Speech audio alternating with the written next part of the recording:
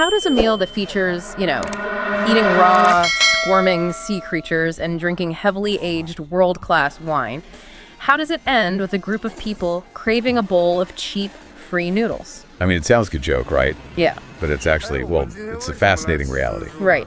Today we are unpacking a raw, unfiltered audio transcript of a dinner party titled The Abalone Feast and the World-Class Winery. And our mission for this deep dive is to decode the anatomy of this epic communal feast. Yeah, because we were really exploring the interplay of extreme sensory overload, high-end gastronomy, and the fascinating psychology of dining in a group. Exactly, because as you listen to these diners, you realize they aren't just eating, they were like surviving an event together.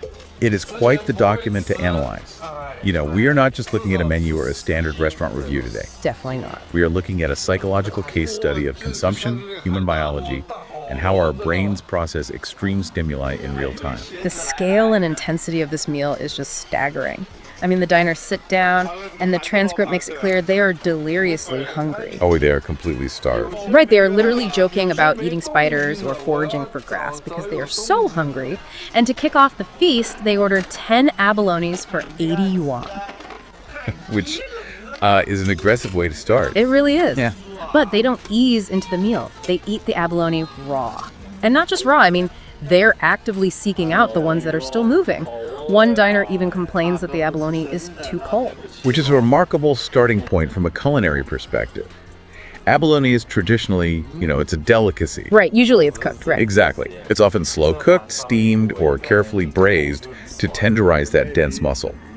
So eating it raw, while it is still physically reacting, that strips away the refined mask usually associated with high-end dining. It's super primal. It really is. It forces the diners to interact with their food in a highly visceral, almost predatory way. And they are passing these moving sea snails around, and the descriptions of the texture and taste are wild. They note it is sweet, salty, juicy, and surprisingly crispy. Yeah, the crispy part is interesting. But then they start debating its texture, and they actually compare it to a pigeon or a small chicken. I'm trying to wrap my head around that. How does a human brain bite into a cold, raw, moving marine gastropod and categorize the sensation as crispy pigeon? Well, that is what happens when you overwhelm the palate right out of the gate. When you consume something with that intense of a texture, a firm, muscular sea creature that's literally resisting the bite, your brain scrambles for reference points. Like it doesn't know how to file the information. Exactly. The neural pathways associated with seafood just don't match the physical resistance they're experiencing in their mouths. So the brain pulls from other files. Wow. It recognizes dense, slightly gamey muscle tissue and just lands on poultry. It highlights just how confused their senses are from the very first bite. And the sensory confusion doesn't stop there.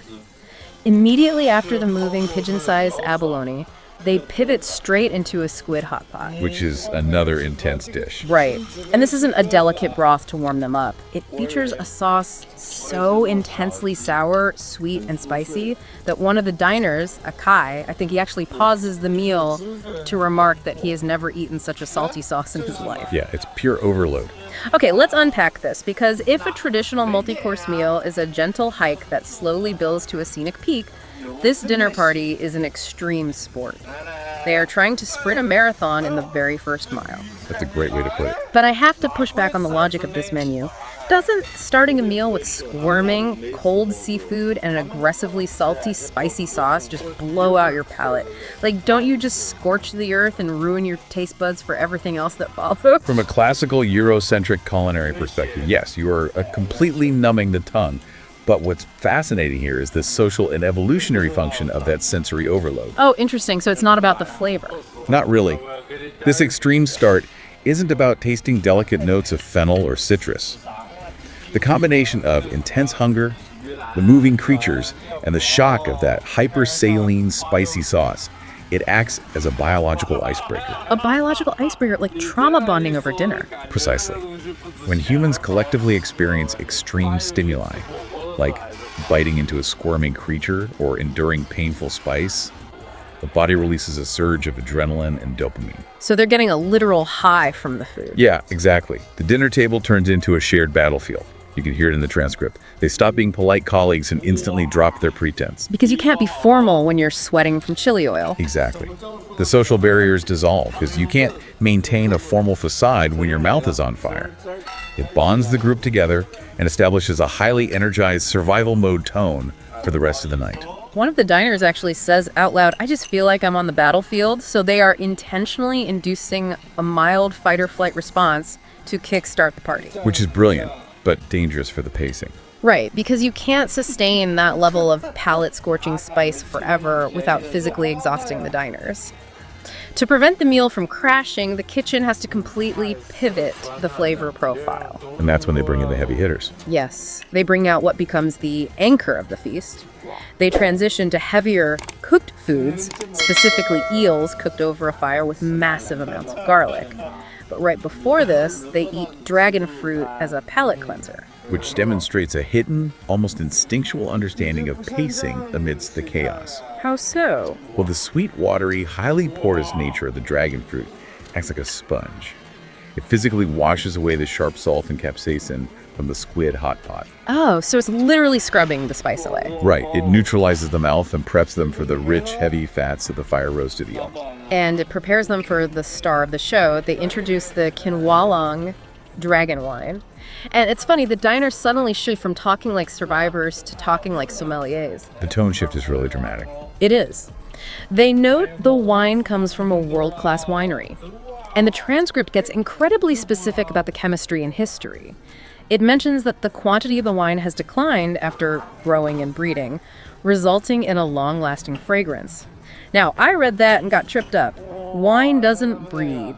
Right. That is a fascinating linguistic quirk in the transcript. It's likely an artifact of translation describing the complex fermentation and aging process. Okay, that makes more sense. Yeah, when they say growing and breeding, they are referring to the microbial activity, the yeast fermenting the sugars over time and the aging process in the barrels. And what about the decline in quantity? That's what distillers call the angel share. As high-proof spirits age for decades, a significant portion evaporates through the wood. What remains is a highly concentrated, intensely fragrant liquid. That makes perfect sense. The evaporation concentrates the flavor, and the blend they are drinking is highly specific. Very specific. The transcript notes it consists of no less than 80% Maine wine stored for over 7 years. That base is then blended with a 20-plus year aged wine, along with what they call seasoning wines, which are essentially small amounts of highly specific vintages used to adjust the final flavor profile. Kind of like how a chef uses a pinch of salt or a dash of vinegar. Exactly like that. It's about balance. Well, when they finally drink it, the physical sensation takes over. They talk about how it coats the entire mouth and goes smoothly down the throat, quoting the adage, "Good wine goes well with good food." It's a classic pairing philosophy. Right. And here's where it gets really interesting and where I struggle to see the logic. You have this meticulous world-class blend of 7-year and 20-year aged wine, and they are drinking it while eating dense, fire-roasted eel covered in massive chunks of pungent garlic. It sounds like a clash. Doesn't the intense garlic and fish fat just obliterate a wine that complex? You would naturally assume that a delicate aged beverage requires a delicate dish. But if we look at the chemistry of the human mouth, this pairing is actually a masterstroke. Wait, really? Yeah. The aged complexity of that dragon wine acts as a necessary heavy counterweight to the intense garlic and eel fat. How so? Like, mechanically, what is the wine doing to the food in their mouths? Well, given the description of the liquid coating the mouth and throat, we are likely dealing with a robust, high-alcohol spirit, perhaps the traditional Baijiu. High-proof, heavily aged spirits have a very specific solvent function. Solvent, like it dissolves the food. In a way, yeah. The high alcohol content, combined with the deep, complex tannins extracted from decades in a barrel, it physically cuts through the heavy lipid layers of the eel fat and the dense oils of the roasted garlic. Oh, wow. If you drank a light, crisp white wine with fire-roasted garlic eel, the heavy food would bully the wine. You wouldn't taste the beverage at all. The fat would just coat the tongue and block the delicate flavors of a later wine. Exactly. But the robust, aggressive anchor of the 20-year dragon wine stands up to the garlic. It fights back. It does. The alcohol scrubs the palate clean of the heavy oils, leaving behind that long-lasting, concentrated fragrance they mentioned. It acts as a reset button for the mouth, refreshing the sensory receptors for the next bite. And that elevates the meal from a chaotic binge to a highly calibrated gastronomic event. Hot on. So they are essentially using a world-class, 20-year-aged sledgehammer to crack the flavor of the garlic eel. That is brilliant. And they clearly needed that chemical palate reset because fueled by this dragon wine and the escalating energy of the table, the meal pushes into purely logistical chaos. Yeah, the sheer volume of food just keeps escalating. It's insane. The kitchen continues to bombard them with massive, rich proteins. They get served what they call the king of oysters, again, paired with giant pieces of garlic. Always more garlic. Then come these hot, sweet crabs. And the crabs are so inherently flavorful that the diners agree they should be eaten without any dipping sauce whatsoever, even though they complain the crabs are physically hard to pick apart and too hot to handle. They're literally fighting their food again. Yes. But then we reach what I consider the pinnacle of culinary madness. They introduce the third pot, a custom, completely off-the-wall creation. The Yi Long Wu Q. Yes. The transcript gives it this poetic, highly abstract name, Yilong Wu Q, which seems to highlight just how improvised the dish is. It is a chili pineapple and pepper pineapple hot pot. Just wildly creative. And they are eating this spicy, fruity, peppery boiling pot alongside spicy red garlic shrimp dipped in vinegar. I mean, my brain struggles to process that flavor profile. All at once. You have moving abalone, fire-roasted eel, giant crabs, 20-year-aged wine, and a custom chili pineapple hot pot all hitting the same table. It sounds like a mad science experiment. How does a restaurant manage this level of madness without the entire service collapsing? Well, they manage it because of the human element. Specifically, the invisible infrastructure provided by one key person. The hero of the hour, the waiter, Zubin. Exactly. The diners lavish this guy with praise. They shout that they want to give him 5 stars on the market. And they explicitly praise him for a highly specific skill. The rare talent to single-handedly serve 12 kinds of people alone. Which is no small feat. Not at all. They state that other waiters simply don't have the ability to do what he is doing. I picture him like an elite air traffic controller, sweating in a tower, managing a dozen erratic planes running low on fuel, trying to land them all on the same runway at the exact same time. If we connect this to the bigger picture, it reveals a fundamental truth about high-end hospitality. A feast of this magnitude with this level of sensory overload relies entirely on an invisible psychological framework. So the food isn't enough on its own. No, not at this level. The moving abalone, the giant oysters, the complex dragon wine, those are just the raw materials. They are what the diners will post pictures of online. Right. But none of it coalesces into a successful evening without the psychological glue holding those 12 different personalities together. So what is Zhao Bin actually doing that makes him worthy of 5 stars? Like, how is he managing the chaos? He is basically performing real-time crowd control and emotional regulation. Emotional regulation for 12 adults. Whoa, absolutely. Yeah. Serving 12 distinct personalities who are consuming high-proof, aged spirits and confronting extreme, unfamiliar flavors that requires intense situational awareness. So he's not just dropping off plates. Not at all. Zobin isn't just carrying plates from the kitchen to the table. He is reading the room. He is recognizing when the group's palate is exhausted and needs the dragon fruit. Anticipating their needs before they even know them. Yes. He is monitoring the intoxication levels to ensure that 20-year wine enhances the mood rather than derailing it. He is buffering the egos of 12 people who are operating in that heightened adrenaline-fueled state we talked about earlier. That sounds exhausting. It is. He orchestrates the delivery so the chaos feels deliberate and exciting rather than overwhelming and stressful.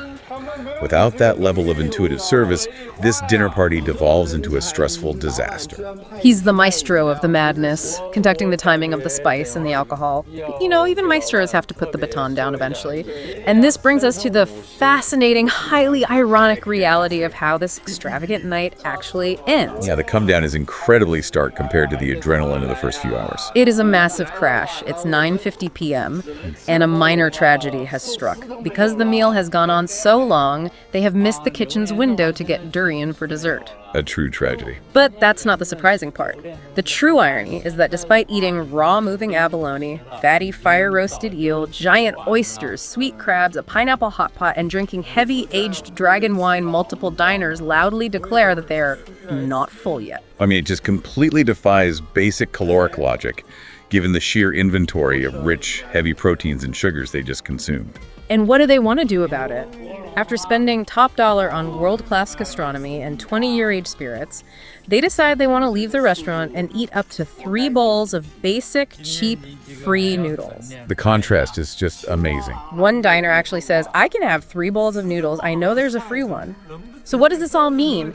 You have a group of people who just scaled the Mount Everest of culinary excess, and their immediate reaction upon reaching the summit is to seek out the cheapest, most basic carbohydrate imaginable. This raises an important question about human biology and the way our brains process satisfaction.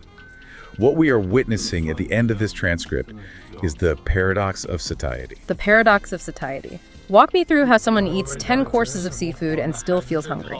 Well, we have to separate the concept of eating for experiential pleasure from the concept of eating for physical comfort. Okay, those are 2 different things.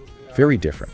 For the last several hours, these diners have been chasing a sensory thrill, the cold, resisting texture of the moving abalone, the sharp, painful shock of the salty, spicy squid sauce. A dragon wine. Exactly. The complex, intellectual exercise of parsing the tannins and concentrated fragrance of a blended 20-year aged wine.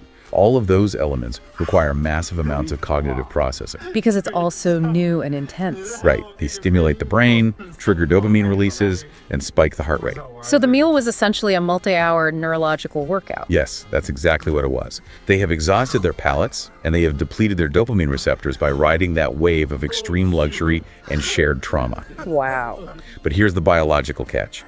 Extreme sensory stimulation doesn't necessarily register to the deeper primal parts of the human brain as baseline sustenance. Wait, so their brains are completely exhausted from processing the luxury, but their stomachs literally haven't registered that they are full. Precisely. The intense flavors and high-proof alcohol create a sort of sensory static. Sensory static. I like that. Yeah, the body is so busy reacting to the spice, the heat, and the complex chemistry of the wine that it loses track of its baseline caloric intake. That makes so much sense. When the adrenaline finally fades at 9:50 p.m., the body seeks serotonin, an actual readable fuel.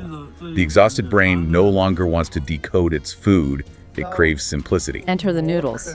Exactly. It wants the predictable physical comfort and immediate caloric satisfaction of a warm, simple, easily digestible carbohydrate.